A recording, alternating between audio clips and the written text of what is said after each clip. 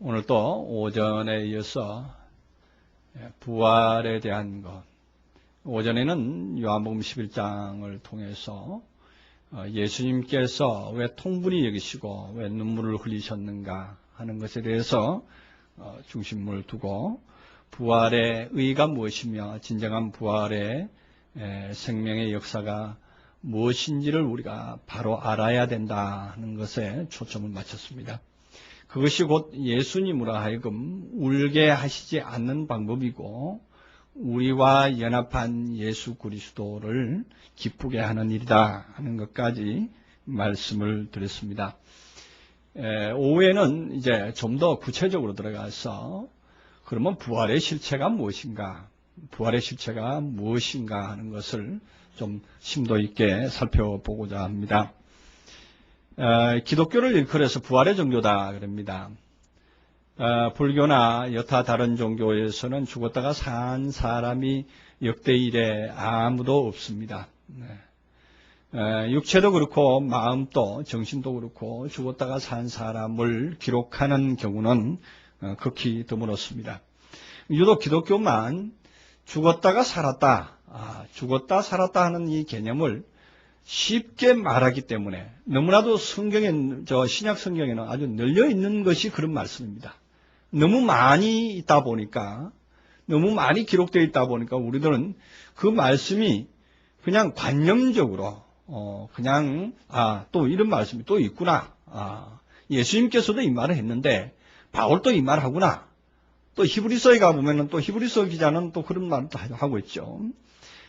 죽기를 무서워하여 일생에 매여서 종로로 타는 자들을 놓아주려 하려 하십니다. 이렇게 해서 예수 그리스도의 죽음은 바로 죽기를 무서워해서 일생에 매여서 종로로 타는 그 인생들을 위해서 또한 죽음을 맛보시는 것이다. 이렇게 또한 표현을 하고, 또한 그 계시록에 가서도 또한 죽었다가 살아난 사람, 그 첫째 부활에 참여한 자는 복이 있는데 그것은 이미 죽었다가 살아난 사람들이다. 이렇게 표현을 합니다.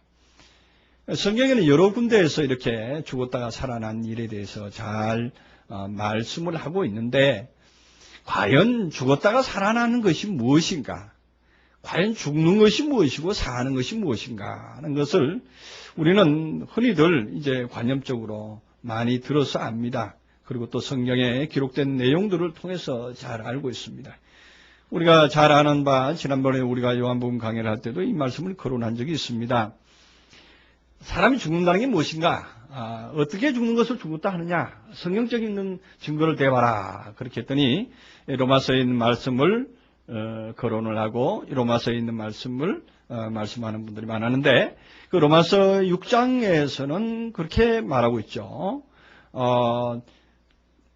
로마서 6장, 로마서 7장이죠. 7장에 보면은, 로마서 7장 4절에 보면은 그런 말씀이 있습니다. 그러므로 형제들아, 너희도 그리스도의 몸으로 말미암아 율법에 대하여 죽임을 당하였으니 이는 다른 이고 죽은 자들 가운데서 살아나신 이에게로 가서 우리로 하나님을 위하여 열매를 맺게 하려 함이니라. 이렇게 말하고 있습니다. 이 문장 4절 한 절만 보면은 어떻게 됐습니까? 형제들아, 너희도 그리스도의 몸으로 말미암아서 율법에 대해서 죽었다. 이렇게 말합니다. 그래서 그리스도의 몸으로 말미암아서 율법에 대해서 죽었다. 다시 말하면 죽음이라는 것은 율법이라는 것에 대한 것을 단절시키는 것이다. 율법이라는 어떠한 개념이 됐든지 아니면 법문이 됐든지 아니면 그 어떤 내용에 대해서 단절되는 것을 죽음이라 한다. 이렇게 정의를 내리고 있습니다. 그 언제까지는 성경적인 그 내용입니다. 성경적인 정의입니다. 그런데 율법에 대해서 죽었다는 게 또 뭐냐? 그것 또한 우리가 의문이 날 수밖에 없습니다. 도대체 율법에 대해서 죽었다는데, 그리스도께 건너간 사람은 율법에 대해서 죽었다는데, 그러면 그 율법이라는 것이 뭐냐 하고 들어가 보면은 우리들은 역시 또 성경 안에서 그 답을 찾고자 합니다. 그럼 율법이라는 것은 구약에서 말하는 모세의 오경에서 모세가 말하는 율법의 모든 내용들, 레위기에 말하는 레위법들, 뭐 성전을 섬기는 법들, 뭐 이러한 모든 것들을 포함하고 더 나아가서 조금 더 이제 신학적인 어떤 말씀을 좀 들으신 분들은 어디까지 가느냐 하면 신구약의 모든 말씀이 다 율법이다.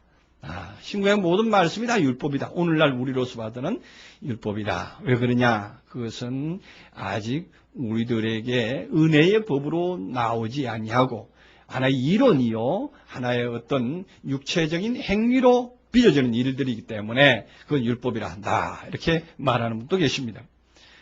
그러나 그것 가지고도 우리가 온전한 답이라고 볼 수가 있을까?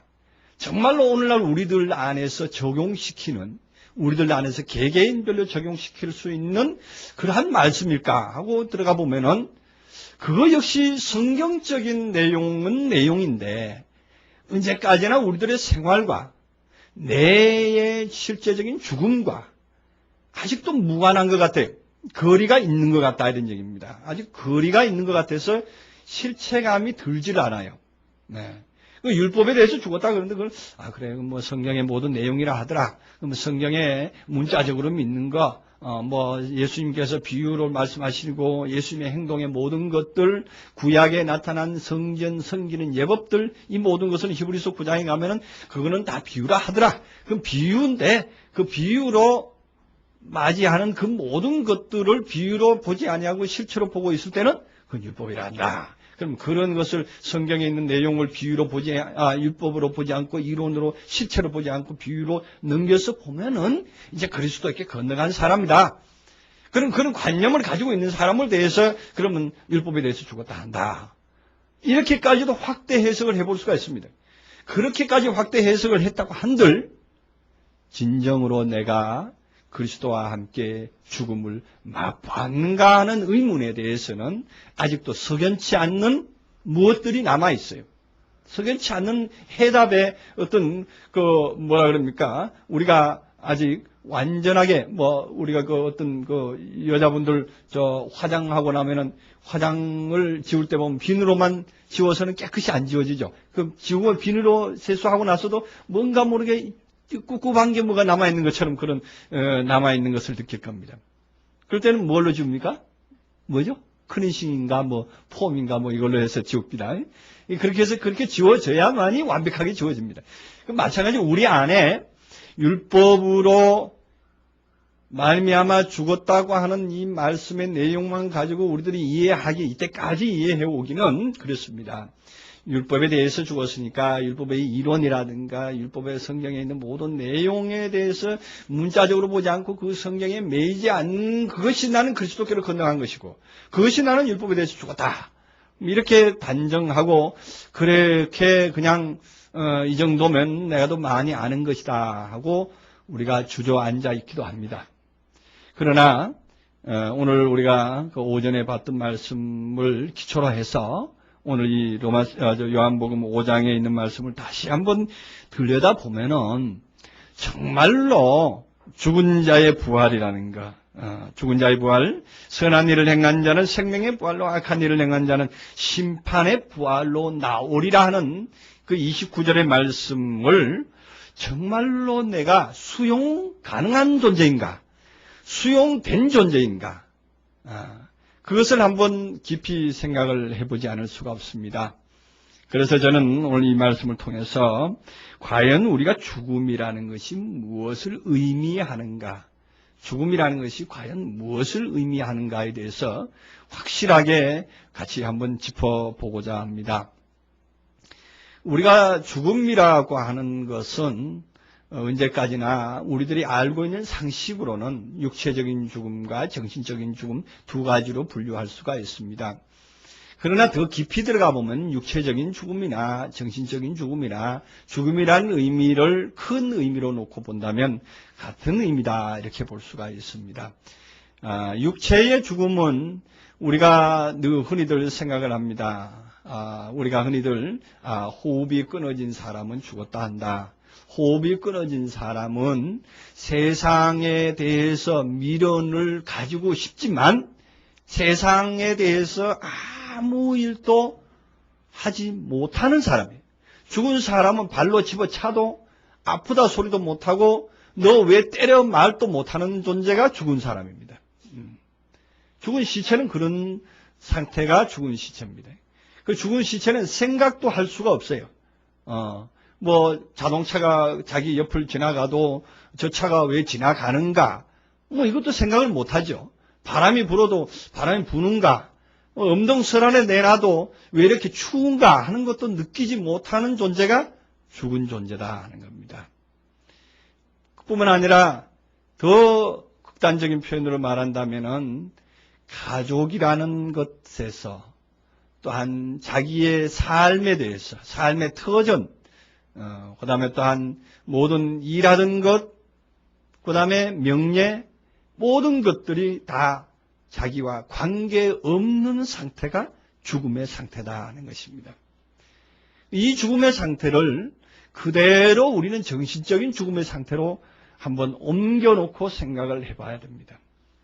과연 우리가 그리스도와 함께 죽었다. 지금 바울이 말하는 바 나는 그리스도와 함께 죽고 부활한 몸이다. 이렇게 말을 하는데 정말 그 과정, 그 경지가 지금 그 경지라고 표현을 해야 되겠죠.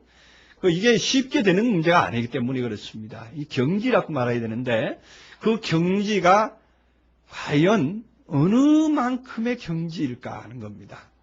어느 만큼의 경지일까. 네. 지금 오늘 이 본문에서는 무덤 속에 있는 자가 그의 음성을 들을 때가 온다 하고 28절에 말하고 있습니다. 완전히 무덤 속에 들어가 버린 상태에 있는 사람. 오늘 요한복음 11장에서는 나사로와 같이 된 사람이에요. 나사로와 같이 무덤 속에 들어가서 나흘이라는 세월이 흘러갔을 때야 비로소 나사로야 나오너라 하는 소리를 들을 수가 있는 거예요. 우리가 관념적으로 그리스도와 함께 죽었다는 것은 율법에 대해서 죽었다는 것이니까 율법을 이렇게 판단 안 하고 이렇게 헤아리지 아니하면 죽은 것이겠지 하는 정도가 아니라는 얘기예요. 예. 지금 요한복음에서 말하고 있는 무덤 속에 있는 존재는 죽은 지 나흘이 돼야만이 최소한으로 죽었다 인정받을 수가 있는 거예요. 죽어도 이만저만 죽은 게 아니죠. 완전히 넉다운이 돼야 된다 이런 얘기예요. 완전히 넉다운이 돼서 죽어서 냄새가 나야 된다 이런 얘기예요. 죽은 냄새가 풀풀 나야 된다 이런 얘기예요. 이 얼마나 처절한 광경이냐 말이죠. 지금 우리가 이걸 한번 생각을 하지 아니하고 우리가 죽음과 부활, 거듭남에 대해서 우리가 말하는데 정말 이런 부분에 대해서 우리가 이제는 좀 더 접근을 하되 좀 더 나의 사건으로 우리가 관념적으로 성경이 그러니까 성경의 해석에 죽고 부활의 종교가 어떻고 우리 말로 하지 말자 이런 얘기예요. 이제는 좀 더 내 사실적으로 실체적으로 부딪혀서 내가 그런 체험 속에 내가 그런 삶 속에 있지 아니하면 성경과 나는 무관한 것이고 예수와 나도 무관한 것이고 말씀도 무관한 것이 되는 거예요.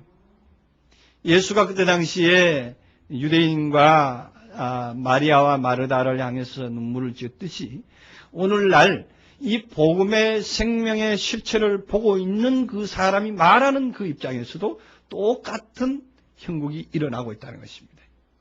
이건 말장난이 아니다 이런 얘기예요. 한마디로 말하면. 성경은 정말 말장난이 아니고 성경 자체가 무언가의 실체를 증거하고자 하고 있다는 거예요.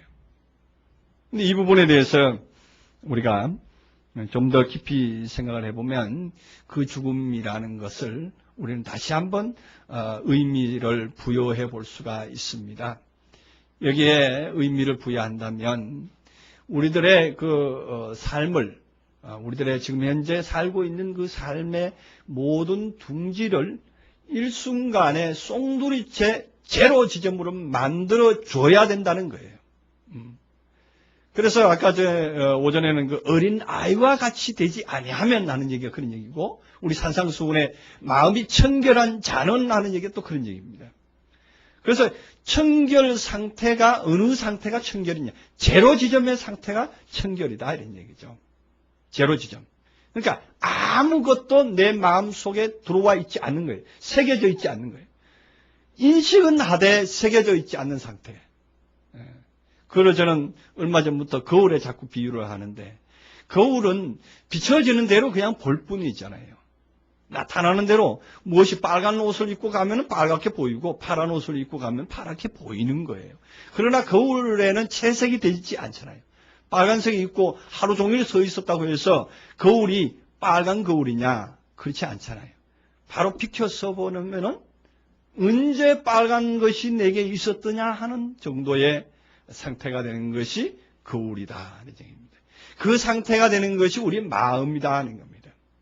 우리의 본질이다 하는 거죠. 근데 그 상태를 경험하게 하는 것이 성경입니다. 우리는 아무리 크린싱 크림으로 닦아내도 우리 마음의 상태는 깨끗하게 지워지질 않습니다. 지워진다고 해서 지워지지 않는 거예요. 회개한다고 해서 지워지는 게 아니에요. 회개하면 회개할수록 주여 나 이 죄 이런 죄 용서해 주세요. 회개하면 회개할수록 회개를 하고 있는 그 제목은 꼬리를 물고 끝까지 물고 늘어지게 되어 있는 거예요. 어떻게 하면? 왜 그러느냐? 그것을 따지고 있는 한, 그것을 죄라고 여기고 있는 한은 그런 한은 아무리 벗겨봤자 흔적은 그대로 남아있는 거예요. 그의 상태에 어떠한 부풀어 오른 것은 짜그라들어졌을지는 몰라도 그의 흔적은 그대로 남아있게 됩니다. 그럼 그걸 어떻게 해야 되느냐? 그래서 예수님께서 하신 말씀, 죽음이라는 얘기를 말씀하시는 거예요. 이 죽음이라는 얘기는 그럴 때 써먹는 거란 말이에요. 뺏겨도 회개를 해도 안 벗겨지는 자기를 벗게 하는 방법은 죽음이라는 방법이란 말이죠. 이 죽음이라는 방법에 의존을 하게 되는 거예요. 그 의존을 하는데 그 의존은 무엇을 의존하느냐? 내가 알아왔던 모든 것에 대해서 내 지금 이 시점에서 내가 죽었다 하자 이거예요. 내 실제 목숨이 죽었다 하자 이렇게 딱 가정을 일단 선을 그어놓고 보면은 지금 현재 내게 일어나고 있는 나에게 현실적으로 일어나고 있는 가정적인 일, 명예적인 일, 금전적인 일 아니면 어떤 부부 관계 모든 것까지 송두리째 단절시키고 스톱할 수 있는 계기가 마련된다는 겁니다. 그 계기가 마련된다는 거죠. 그 계기가 마련된 그 시점을 기준으로 해서 그것을 기준으로 한 상태에서 나흘이 지나가야 된다는 거예요. 그 죽은 상태에서 나흘이 지나가서 무덤에 안장이 되어야 된다는 얘기예요. 그 쉬운 일 같지만 정말 어려운 일이죠. 그래서 그것이 어느 시점이냐? 예수님께서는 물세례를 받으시고 물세례라고 하는 것이 뭡니까? 물에다가 옛것을 다 잠가버리고 새로운 모습으로 올라온 그 시점이에요. 새로운 깨달음의 시점이고 그 시점에서 하늘이 열린 시점이고 그래서 이는 내 사랑하는 아들 내 기뻐하는 잘하는 소리를 듣게 된 시점이 된 거예요. 그러고 나서 예수님께서는 어디로 갑니까? 광야로 가게 되잖아요. 그 광야로 가서 광야에서 40일을 견딥니다. 그래서 아무것도 먹지 아니하고 40일을 견디잖아요. 그래도 아무것도 먹지 않았는데 그건 뭐 먹는 거 가지고 말했겠느냐 하는 얘기예요. 금식을 했는데 그 우리도 인간들이 먹는 거 뭐 밥 먹지 않았다. 성경에 어디 그렇게 기록되어 있어요. 어떤 사람은 그렇게 말합니다. 금식하신 후 줄인지라. 아니 줄이는 게 밥만 먹어서 줄이는 게 줄이는 건가요? 물 안 먹어도 줄이는 수도 있어요. 줄이더라는 표현을 할 수가 있어요. 그러니까 표현에서 줄이신지라 이렇게 말하니까 흔히들 밥을 안 먹어서 줄인 걸로 아는데 사실은 세상에 어떤 것도 마음에 들어와 있지 않더라 이거예요. 세상에 어떤 것도 이게 그에게 가까이 오질 않는 거예요. 접근해 와서 안착하지 않는 거예요. 그러니까 텅 비어 있는 상태예요. 40일이라는 것이 그렇게 필요한 거죠. 그래서 나사로도 4일 동안이나 나흘 동안이나 무덤 속에 있었을 때 그것이 완전히 빠져나가 버린 거예요. 우리 신앙생활은 바로 그런 겁니다. 그러니까 우리 신앙생활이라는 것이 왜 예수를 믿느냐, 신앙생활을 왜 하느냐, 이것은 바로 이 나흘의 기간을 경험하는 기간이 신앙생활이라는 거예요. 이거 놓쳐버리면 안 되는 거예요. 그런데 불행하게도 죽음의 경지를 체험도 하지 아니하고 내가 광야에 들어와 있네, 내가 예수님처럼 이미 광야에 들어와서 지금 40일을 견디고 있네, 이렇게 하는 분들이 계시는데 그럼 다시 돌아가야 돼요. 아직 살아있어. 살아있는 상태에서는 광야에 있어봤자 광야라고 하는 이 교회 안에 뭘 갖고 오는가 하면은 살아있는 상태니까 자기가 살던 때에 즐거웠던 즐거움도 가지고 오고 쾌락도 가지고 오고 물질도 가지고 오고 세상의 동무도 가지고 오고 세상의 걱정거리도 하나를 안고 와가지고서는 광야라 그런단 말이에요. 그럼 광야는 광야인데 그거는 풀이 있는 광야니까 그건 광야가 아니죠. 그거는 숲이라고 말해야 되겠고, 그 이제 마태복음에서 나오는 네 가지 땅의 비유에서 나올 때 무슨 가해라고? 풀가해? 숲이 우거져서 결국은 싹을 내지 못하는, 결실을 내지 못하는 세상의 재리와 염려로 말미암았어요. 그 세상의 재리와 염려를 그대로 안고 있는 그런 상태가 되고 만다 말이죠. 그래서 첫 번째 신앙생활의 가장 기본이 되는 것은 먼저 죽음을 맛보자 하는 얘기예요. 먼저 신앙의 입문은 그거예요. 그래서 신앙의 입문 중에 가장 큰 입문이 바로 이겁니다. 그러니까 그 이전에는 이제 계속 이제 광야를 향해서 나아가다가 이제 어느 시점이 되면은 물세례라는 시점을 경험하게 되는데 경험하고 나면은 오늘과 같은 이러한 현실에 직면하게 됩니다. 내가 이때까지 배웠던 게 뭐냐? 내가 이때까지 알아왔던 게 뭐냐? 내가 이때까지 신앙생활을 했다는 게 뭐냐? 하는 그 의문을 잔뜩 안고 물에 잠수할 때가 온다 이거죠. 물에 잠수할 때가 옵니다. 그래서 물에 잠수해서 그 물 속에다가 모든 것을 다 내려놔버리고 오로지 몸만 올라올 때가 있는 거예요. 그럴 때에 이제는 광야로 들어가는데 이제 광야에서 말리는 일을 계속적으로 하죠. 광야에 이스라엘 백성들이 모세와 함께 광야에 들어가서 40년 동안 뭘 했느냐 하면은 괜히 세일산을 몇 바퀴를 계속 돌았어요. 그거 제사장들이나 아니면은 제사의 기재의 도구들을 짊어지고 그걸 집어서 계속 산을 빙글빙글 돌기도 했고 때로는 광야에 행진하기도 했고 그렇지만은 그 노정의 그 여정의 세월이 사실은 뭐였는가 하면은 자신들이 가지고 있는 모든 것을 다 죽기까지 내려놓기까지입니다. 결국에는 애굽에서 나왔던 본족속들은 그 광야에서 다 죽었잖아요. 60만 대군이 다 죽었어요. 다 죽고 광야에서 새로 난 사람들만 가나안 땅으로 갈 수가 있었던 거예요. 그래서 결국에는 나가 가지고 있던 모든 속성들이 다 죽게 하는 곳이 어디냐? 광야 교회단 말이에요. 그러니까 그곳이 어디냐? 교회다 이런 얘기죠. 오늘날 우리 교회다 이런 얘기예요. 교회가 하는 일은 정말로 말리는 일을 할 줄 아는 교회가 교회다 하는 거예요. 괜히 자꾸 푸르게 하고 싱그럽게 하고 기쁨을 주고 즐거움을 주고 그 다음에 용기를 주는 이런 교회는 사실은 온전한 교회의 모습이 아니고 어디 교회냐?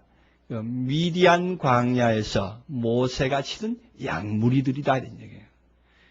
미디안 광야에서 모세가 치던 양무리는 누구입니까? 그러니까 다시 말해서 모세의 장인 이드로의 양무리단 말이에요. 그 진정한 이스라엘 백성이 아닌 거예요. 그들은 풀을 뜯어 먹여야 되고 그들에게는 각종 어떤 즐거움을 줘야 되고, 기쁨을 줘야 되고, 용기를 줘야 되는 거예요. 그러나 진정한 하나님의 양무리들은 오히려 먹던 것도 빼앗아야 된다는 거예요. 먹던 것도 빼앗아 버리고 오직 자신 속으로 들어갈 수 있는 길을 열어줘야 된다는 거예요. 제가 요 근래에 와서 이러한 그 말씀의 깊이를 깨닫고 여러분들에게 종용을 하는데 지금 사실 종용하고 있는 겁니다. 종용을 하는데 내면의 자신의 세계로 들어가자. 이게 들어가지 아니하면은 여러분들도 나도 사실은 헛것이다. 그 어디서 말하죠? 지금 고린도전서 15장에서 그런 말씀 하잖아요. 그리스도께서 다시 사는 것이 없다면 너희 믿음도 헛것이다. 그렇게 말하잖아요. 정말 그렇습니다.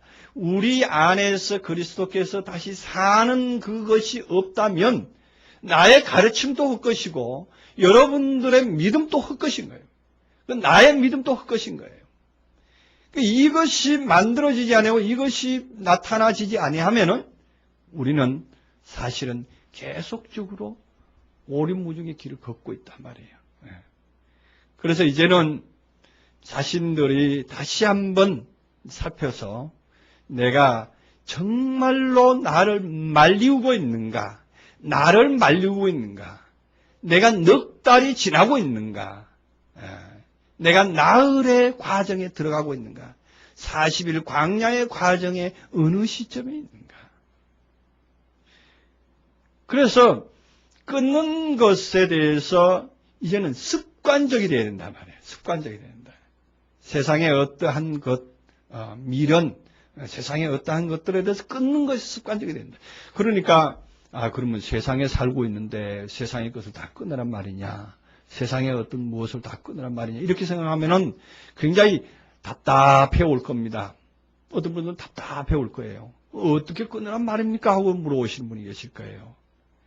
그것을 우리는 그것을 이제 답을 다 또 미리 말씀해 놓으면 또 그쪽으로 또 기울어지니까 제가 말씀드리기가 상당히 들을 귀 있는 자만 들으시기 바랍니다. 뭐냐면은 끊 때 그것을 이제 마음에서 끊는데 그 마음에서 끊는다는 건 누구나 다 공식으로 압니다. 공식으로 마음에서 끊으라는 얘기겠지 하고 압니다. 근데 마음에서 끊는데 확실하게 끊는 거예요. 이게 보통 일이 아니잖아요. 마음에서 끊는데 나흘이 지나서 냄새가 날 정도로 끊으라는 얘기죠. 코에서 누가 말하지 뭐라 그럽니까? 단내가 날 정도로 확실하게 끊어져라는 얘기죠. 그래서 확실하게 끊는 그 기간이 이 나흘인데, 그 다음에 예수님의 40일의 기간인데, 그 기간 안에 오직 한 가지 목표만 가졌을 때 가능합니다. 표대를 하나만 세우고 오로지 그것만 목표로 했을 때 더 깊이 들어갑니다. 오로지 그 생각만 하고 오로지 내가 진정으로 죽음이라는 것이 뭐고 진정이란 부활이 뭐냐 하는 이런 관념을 가지고 그런 개념을 가지고 그런 목표를 가지고 들어가면은 자신이 그 과정에 들어갈 수가 있습니다. 그랬을 때 먼저 자신이 가장 즐거워하던 것, 가장 좋아하던 것에서부터 벗어날 수가 있는 것입니다. 그것이 하나의 그림자요. 그것이 실체가 아니라는 것을 알게 됩니다. 그것은 나의 마음에 어떠한 어떤 물질적인 과정, 물질적인 흐름에 따라서 잠시 나타났던 안개에 불과한 것이라는 것을 깨닫게 될 때가 옵니다. 그 안개에 불과한 것을 깨달았을 때 그때야 비로소 누가 안개를 그렇게 잡으려고 그럽니까? 안개를 그렇게 그냥 연연합니까? 그림자에 대해서 그렇게 그냥 그림자가 그렇게 컸다가 날이 좀 기우니까 그냥 그림자가 작아지고 하는 것을 보고 왜 그림자가 작아졌냐 하고 누가 미련 가진 사람이 있습니까? 꿈에 본 어떠한 달콤한 그 음식이나 사과 하나를 먹어본 그 기억을 가지고 거기에 미련을 가지는 사람이 있는가 하는 얘기죠. 거기까지 발전할 수가 있습니다. 발전할 수가 있다는 얘기죠. 이 나으리라는 과정 속에는 그러한 것들을 볼 수 있는 눈이 생긴다는 얘기예요. 근데 그 나으리라는 무덤 속에 있었을 때만이 볼 수 있는 거지, 자기가 무덤이 아니고 나는 살아있다고 생각할 때는 그거 보지 못하는 거예요. 안 보이는 거예요. 왜? 살아있는 상태에서는 뭐냐면은 내 자신이 산 거울이 돼가지고, 내 자신이 살아있는 물체가 돼가지고 나름대로의 색깔을 가지고 있기 때문에 상대에 대한 어떤 것도 비춰지질 않습니다. 오히려 상대가 빨간색 옷을 입고 와도 나는 파란색 옷을 입고 있으면 저건 파란색이야. 죽었다 깨어나도 파란색이야.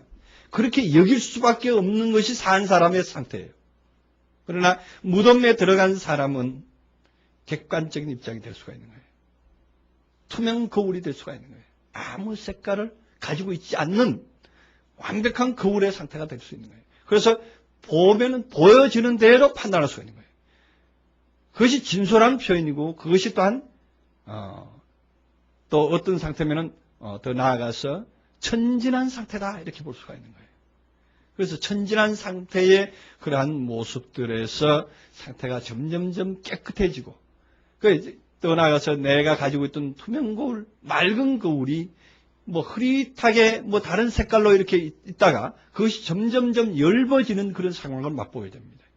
이제 하루가 지나고 이틀이 지나고 사흘이 지나면 이제는 뭔가 모르게 뭐 이게 불투명하던 뭔가 이 거울에다가 뭐 한지라도 발라놓고 아니면은 어떤 다른 색깔을 매겨놨는데, 그것이 만약에 예를 들어서 페인트를 얘기하면 되겠군요. 그 페인트, 에나멜 페인트를 칠해놨는데 거기 신너를 갖다 부으면은 그 칠이 옅어집니다. 옅어지죠? 그 신너를 더 진하게 붓고서 닦으면은 그것이 더 어느 정도 더 닦여집니다. 그러니까 더 열심히 닦으면 어떻게 됩니까? 그것이 투명한 상태, 원래 상태 그대로 나옵니다. 그것이 닦아내는 일이, 그게 뭐냐? 이제 말씀을 통해서 닦아낸다 그러지 않습니까? 그 말씀을 통해서. 그 말씀을 통해서 닦아내는데, 우리가 이때까지는 말씀을 통해서 어디다가 기준을 하고 닦아냈는가 하면은, 나의 생각 속에 넣는 데만 급급했던 거예요.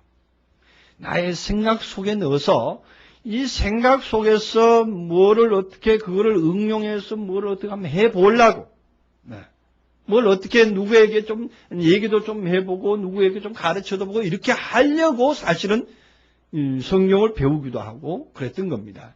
근데 이제 좀 더 깊이 들어가 보면은 그게 아닌 거예요. 그거는 우리가 다 어렸을 때 하는 일들이고, 분명히 또 그럴 필요가 있는 거고, 그래야만이 좀 이 구미가 당겨서 또 성경을 들여다볼 수가 있는 거죠.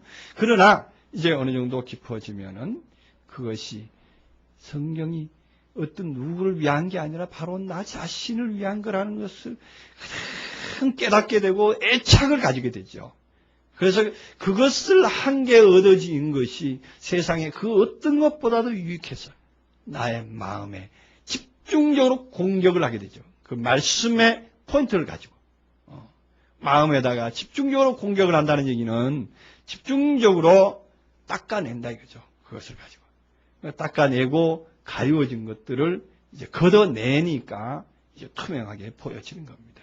그렇게 해서 그러한 상태가 되면은 그때서야 무언가를 바로 볼 수가 있는 거예요. 사실을 사실대로 볼 수가 있는 거예요. 성경대로 보여지는 것이고, 어떤 누구를 대하든지 그걸 대할 때에 그대로의 모습 그대로를 인정해 줄 수가 있는 거예요.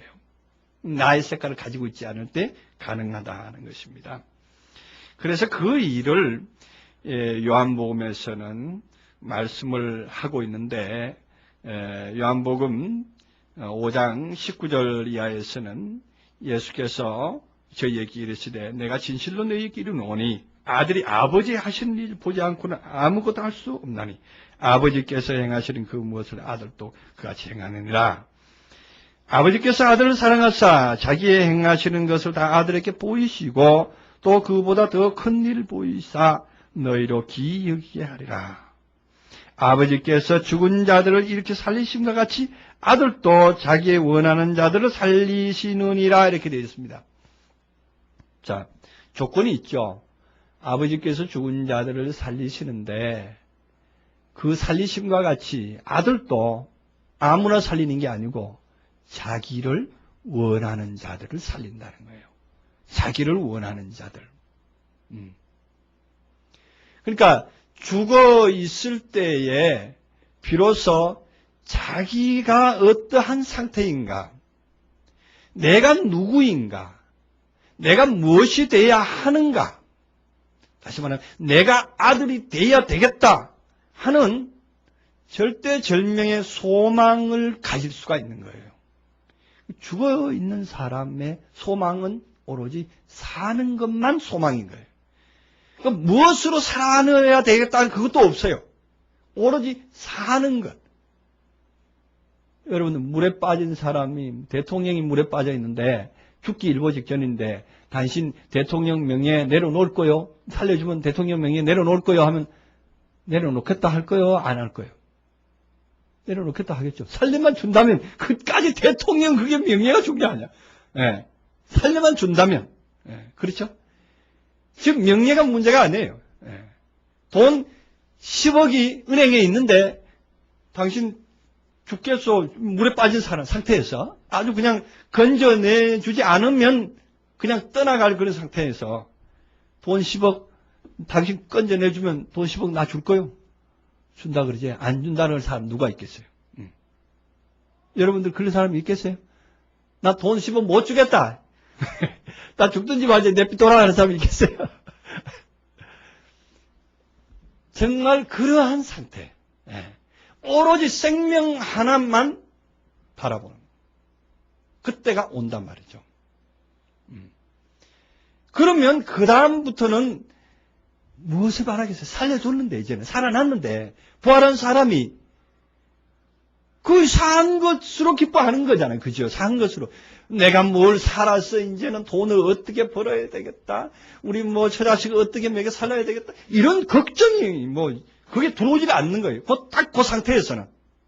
그렇죠? 딱 사는 거 그거 하나밖에 없잖아요. 생명 그거 하나밖에 없잖아요. 그래서 그 생명 하나로 사는 거예요. 그래서 청빈해져 버렸다는 얘기예요. 청소가 되어버렸다 이거예요. 완전히 죽고 산 사람은 소재가 되어버린 상태이기 때문에 이때까지 지저분한 것 마음속에 탐만했던 모든 것들이 다 떠내려가 버린 거예요.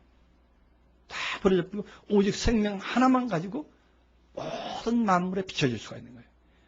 모든 사람과 만물에 그 대할 때에 깨끗한 마음으로 대할 수 있으니까 조건이 없으니까 그렇지 않겠어요? 금방 물에 빠져 죽어가는 사람 살려놨는데 그 딱 산 그 상태에서는 뭐를 생각하겠어요? 우선 사는 거 당장 배고프면 먹는 거 그거밖에는 다른 거 생각 없을 거예요. 그 다음에 이제 정신 좀 차리고 나면은 사람의 본심인지라 우리 아들 어디 있는가, 우리 딸내미 어디 있는가, 우리 가족이 어디 있는가 이렇게 또 살피겠고 내 돈하고 본전 생각도 나겠고 그렇게 되겠죠. 그러나 그리스도와 함께 죽은 사람은 그렇지 않는 거예요. 그리스도와 함께 확실하게 나흘을 지낸 사람은 그대로가 천국인 거예요. 그대로 유지할 수가 있는 거예요. 그래서 그리스도와 함께 죽은 삶이 너무나도 아름답다는 거예요. 청빈하다는 것이고 깨끗하다는 거예요.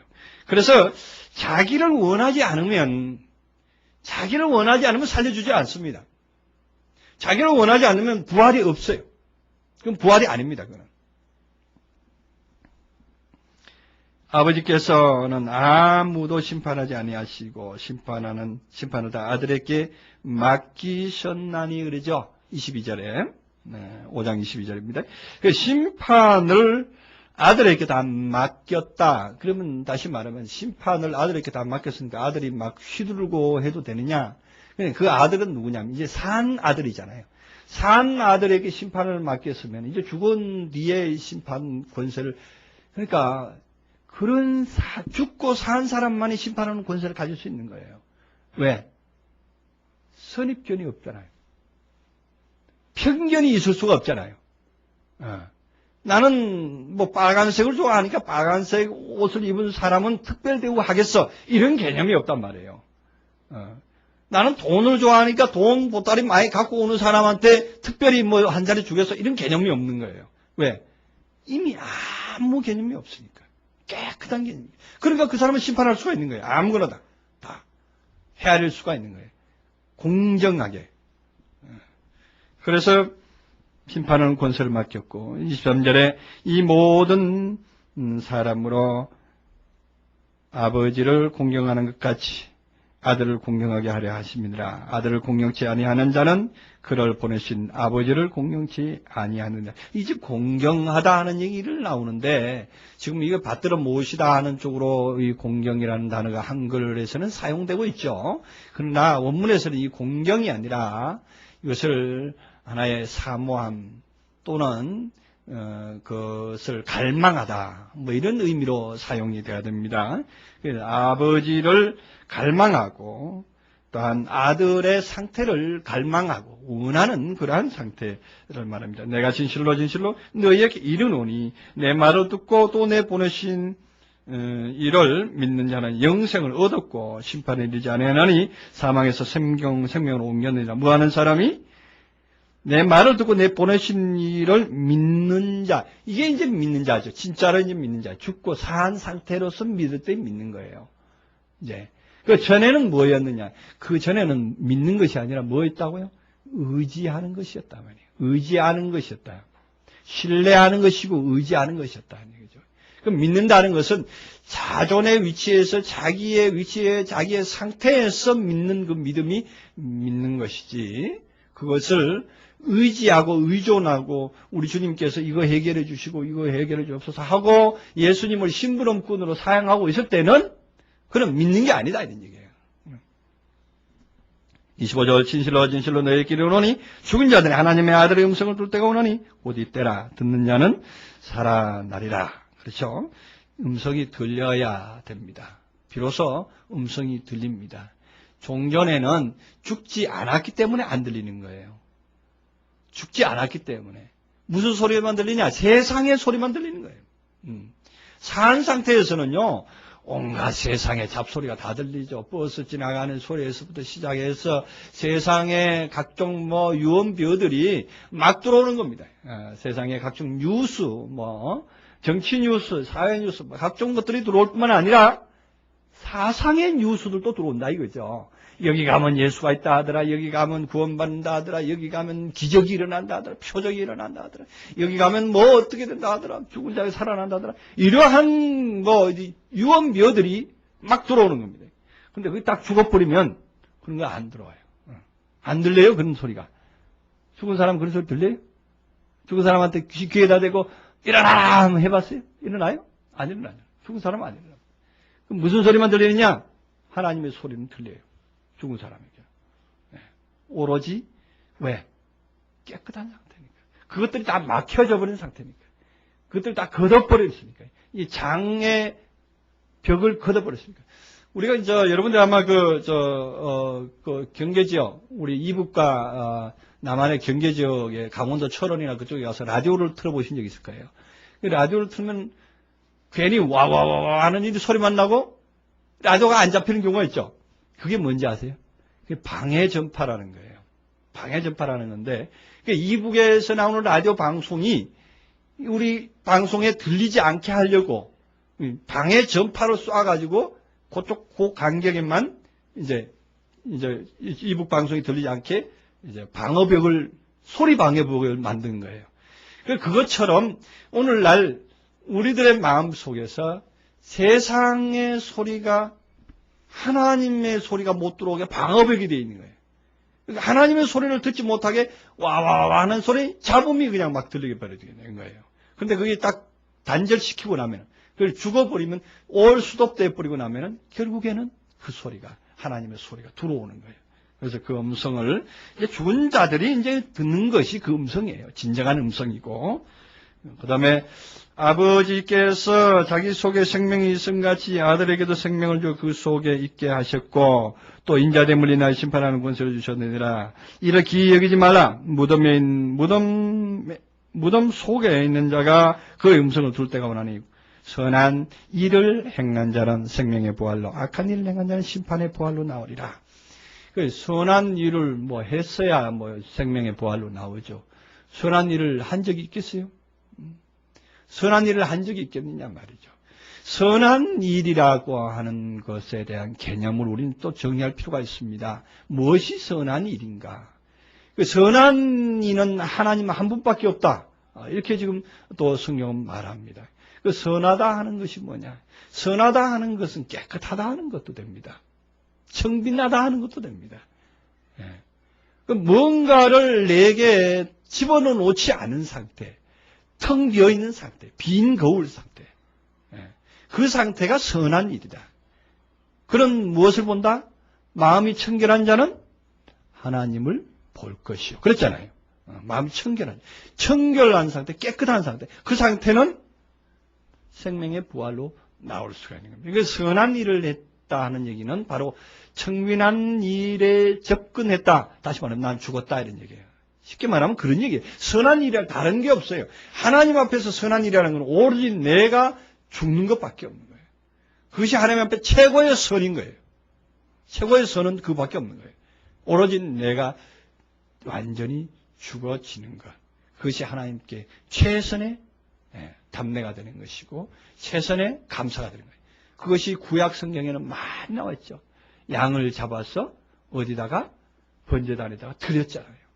계속적으로 잡아서 드렸다는 것은 내가 양이 되어서 드려버리는 거예요.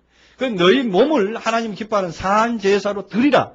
로마서 12장 1절에 그렇게 말합니다. 이것이 하나님이 기뻐하는 합리적인 예배다 그렇게 말하죠. 가장 합리적인 예배다 그렇게. 우리는 그것을 늘 들어와서 압니다.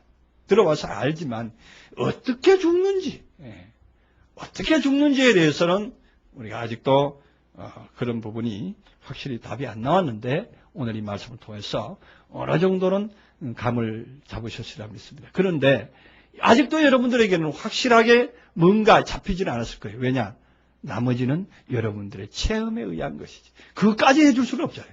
그것까지 삶을 대신 살아줄 수는 없잖아요. 그건 삶에서 나오는 것이지 그거를 이론으로 다 된다면 천국 안 갈 사람 없을 거예요. 삶으로서 실체로서 되어져야만이 되는 것을 성경은 이렇다 하고 자세하게 표현해 놓은 거예요. 우리는 성경 안에서 이러한 것이 있을 때 너무 감사해야 됩니다. 다른 어떤 타 종교에서는 이렇게까지 세밀하게 말해주지 않습니다. 대충 벗어나라. 그림자와 같은 것이다. 흘러가는 것이다.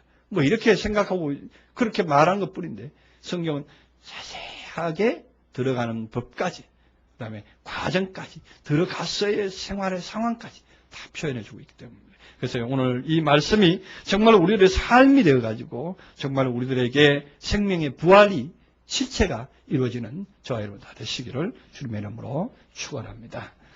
기도하시겠습니다.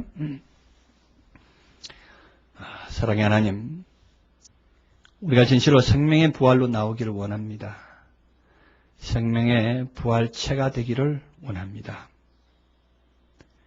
우리가 끝까지 마지막 날의 부활만 바라다가는 우리는 그의 상태를 바라만 볼 뿐 이루지 못할 줄을 압니다. 우리에게 이 어려운 과정을 요구하시는